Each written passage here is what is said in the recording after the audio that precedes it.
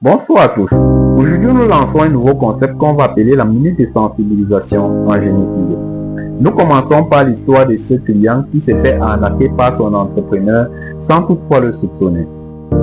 Qu'est-ce qui s'est passé? Je vous raconte tout dans la suite de cette vidéo. Pour ceux qui ne me connaissent pas, je suis Pouemi Magua Atiberi, ingénieur génie civil et par ailleurs promoteur de l'entreprise Gokosa. En matinée, nous avons reçu un client qui est à la recherche d'une entreprise pour la continuité de son chantier depuis près de 6 mois.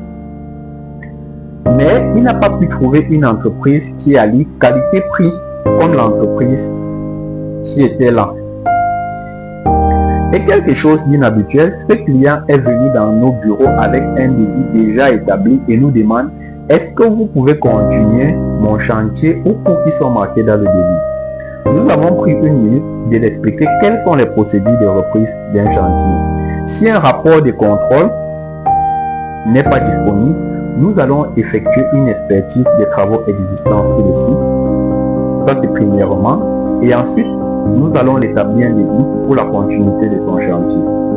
Nous avons pris ce document, nous avons consulté et il y a quelque chose qui n'allait pas. Le devis était divisé en deux phases.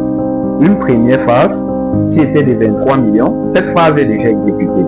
Et il y a une deuxième phase qui est de 11 millions et dont le client est à la recherche d'une entreprise pour l'exécuter. Après discussion avec le client, il nous fait comprendre qu'initialement, cette entreprise lui a donné un devis de 46 millions. 23 millions pour la première phase et 23 millions pour la deuxième phase. Après discussion, la première phase est restée à 23 millions et la deuxième phase est descendue à 11 millions. On avait un total de 34 millions. Qu'est-ce que cet entrepreneur a fait?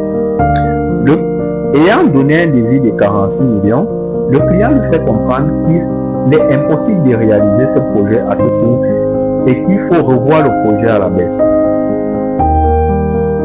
Là, il dit au client: non, on va essayer d'arranger les prix.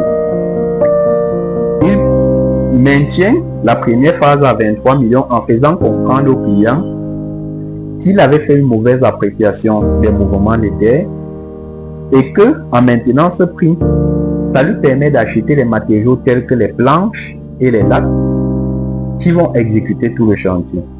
Le client étant naïf, il a validé cette phase. Après réalisation de cette phase, il fait comprendre au client qu'il a besoin qu'il a des problèmes de santé et qu'il doit se faire soigner au village. Depuis lors, 3 mois se sont écoulés. Après le client revient vers lui et il fait comprendre au client qu'il a gagné un marché du côté de Yaoundé qui va durer 5 ans. Et depuis ce moment, le client est à la recherche d'une entreprise qui va réaliser la suite de son chantier à ce coût-là. Ce client est quitté de nos bureaux étant très déçu car il doit revenir sur les coûts initiaux. C'était la minute de sensibilisation en génie civil. À la semaine prochaine pour une prochaine vidéo.